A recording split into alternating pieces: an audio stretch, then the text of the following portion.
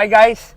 Welcome to Ate Cosa Vlog, another LC300 na ginawa natin. So guys, makita nyo, original leather niya ay black.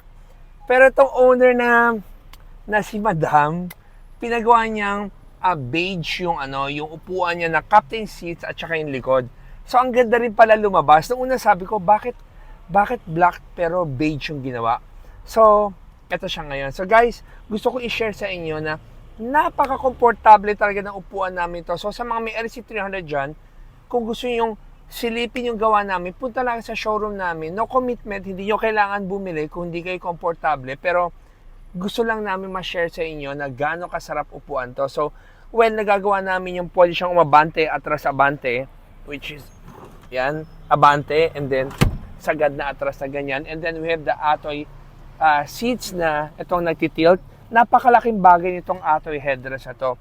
Itong Atoy headrest na to, gumawa rin kami para sa mga LC200 na kung ayaw mo na palitan yung captain seats mo, bibili ka lang ng headrest namin.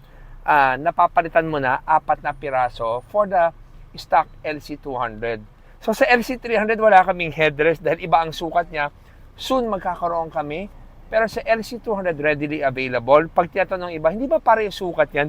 Hindi talaga pareho. Lahat ng headrest namin, kada specific car, iba-iba ang sukat. So now going back to this LC300, so ginawa naming motorized siya that can recline. Pakita ko lang sa inyo hanggang saan yung pwede niya recline.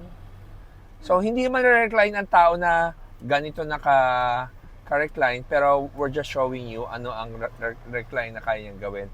At the back, may daanan pa rin siya going to the back para makaupo dyan sa likod. So guys, if you're interested na magkaroon kayo ng ganitong captain seat sa LC300 nyo, tawag lang kayo sa 3411-5858. Para doon, meron rin kaming ibang product na meron pang center console, pero kung gusto mo as simple as this, pwede rin naman. So guys, tandaan natin, everyday is a blessing.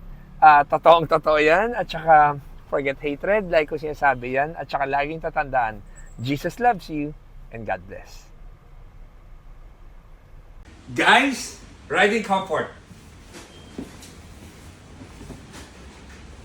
Atoy headrest, 100% Pinoy.